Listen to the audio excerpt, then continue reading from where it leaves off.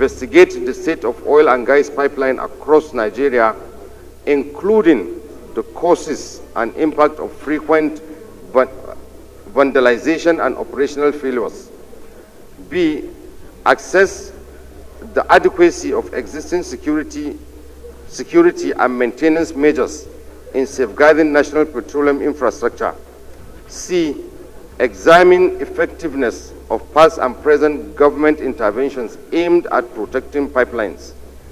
D, engage stakeholders including NNPCL, Nigerian Upstream Petroleum Regulatory Commission, Nigerian Midstream and Downstream Petroleum Regulatory Authority, national security agencies, oil companies, host communities, and civil society organizations to recommend sustainable solutions.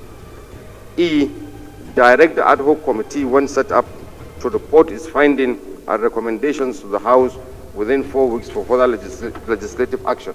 I so move, Mr. Speaker. Thank you.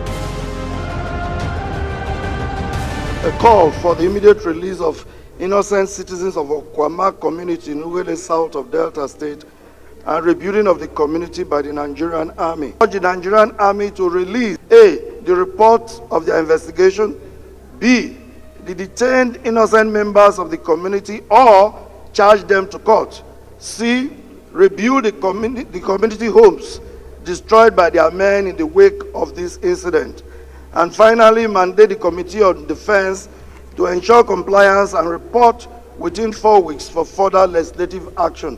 I so move, Mr. Speaker. This motion is referred to the Committee on Defense for further legislative action.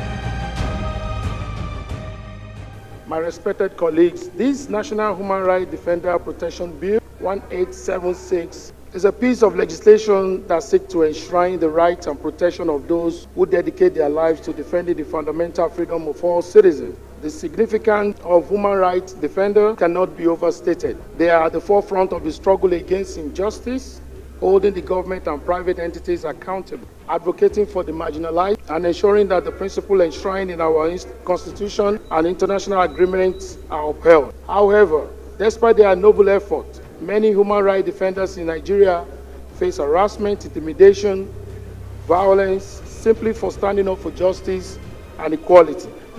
Right Honorable Speaker, unfortunately, many of these brave individuals face threat, harassment, violence, and even death. The bill seeks to ensure that Nigeria upholds its duty to protect these defenders and foster an environment where they can work safely. Bill for an act to recognize and protect human rights defenders and enhance the capacity of government of Nigeria to protect human rights defenders and for related matters. Second reading. This bill is referred to the Committee on Human Rights for further legislative action.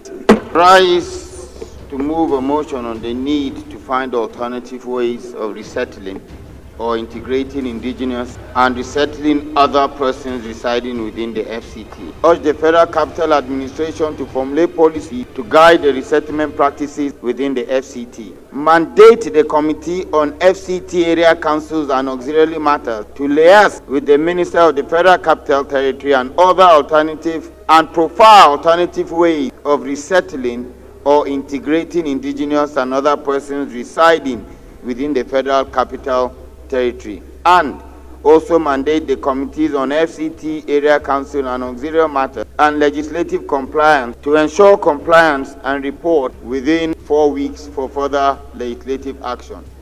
Right Honorable Speaker, honorable colleagues, I so move. This motion is referred to the Committees on Federal Capital Territory, Area Councils and Auxiliary Matters for further legislative action.